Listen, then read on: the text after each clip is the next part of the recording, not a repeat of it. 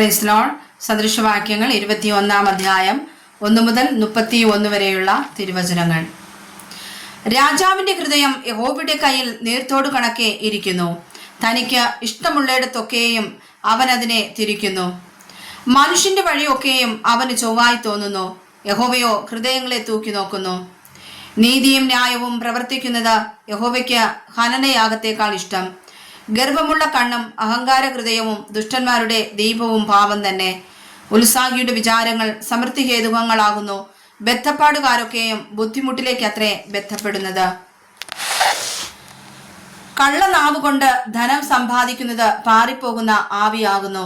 അതിനെ അന്വേഷിക്കുന്നവർ മരണത്തെ അന്വേഷിക്കുന്നു. ദുഷ്ടന്മാരുടെ സാഹസം അവർക്ക് നാശഹേതുവാകുന്നു. ന്യായം ചെയ്യുവാൻ അവർക്ക് മനസ്സില്ലല്ലോ. അകൃത്യഭാരം ചുമക്കുന്നവന്റെ വഴി വളഞ്ഞിരിക്കുന്നു. നിർമ്മലന്റെ പ്രവൃത്തിയോ ചൊവ്വുള്ളതു തന്നെ.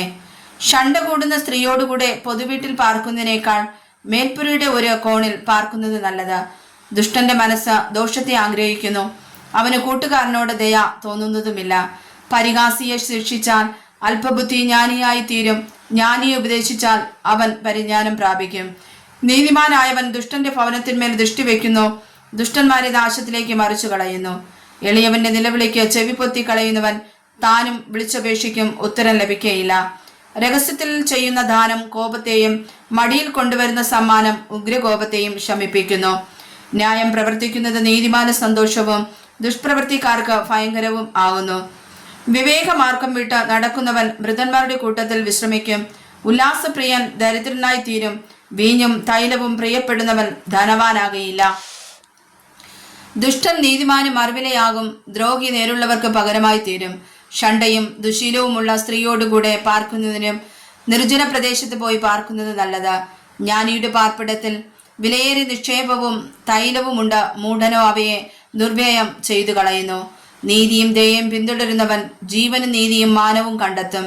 ജ്ഞാനി വീരന്മാരുടെ പട്ടണത്തിൽ കയറുകയും അതിന്റെ ആശ്രയമായ കോട്ടയെ ഇടിച്ചു കളയുകയും ചെയ്യുന്നു. വായും നാവും സൂക്ഷിക്കുന്നവൻ തന്റെ പ്രാണനെ കഷ്ടങ്ങളിൽ നിന്ന് സൂക്ഷിക്കുന്നു. നികളവും ഗർവവും ഉള്ളവന് പരിഹാസി എന്നു പേർ. അവൻ ഗർവത്തിന്റെ അഹങ്കാരത്തോടെ പ്രവർത്തിക്കുന്നു. മടിയന്റെ കൊതി അവന് മരണഹേതു. വേല ചെയ്യുവാൻ അവന്റെ കൈകൾ മടിക്കുന്നുവല്ലോ. ചിലർ നിത്യം അത്യാഗ്രഹത്തോടെ ഇരിക്കുന്നു. നീതിമാനോ ലോഭിക്കാതെ കൊടുത്തുകൊണ്ടിരിക്കുന്നു. ദുഷ്ടന്മാരുടെ ഹനനയാഗം വെറുപ്പാകുന്നു. അവൻ അന്തരത്തോടെ അത് അർപ്പിച്ചാൽ എത്രയധികം. കള്ളസാക്ഷി നശിച്ചു പോകും. ശ്രദ്ധിച്ചു കേൾക്കുന്നവനോ എപ്പോഴും സംസാരിക്കാം. ദുഷ്ടൻ മുഖധാർഷ്ട്യം കാണിക്കുന്നു. നേരുള്ളവനോ തന്റെ വഴി നന്നാക്കുന്നു. യഹോവയ്ക്കെതിരെ ജ്ഞാനവുമില്ല, ബുദ്ധിയുമില്ല, ആലോചനയുമില്ല.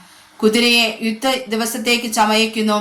ജയമോ യഹോവയുടെ കൈവശത്തിൽ ഇരിക്കുന്നു. വായിച്ചതായ തിരുവചനങ്ങളാൽ കർത്താവ് നമ്മെ സമർത്ഥമായി അനുഗ്രഹിക്കുമാറാകട്ടെ. ആമേൻ.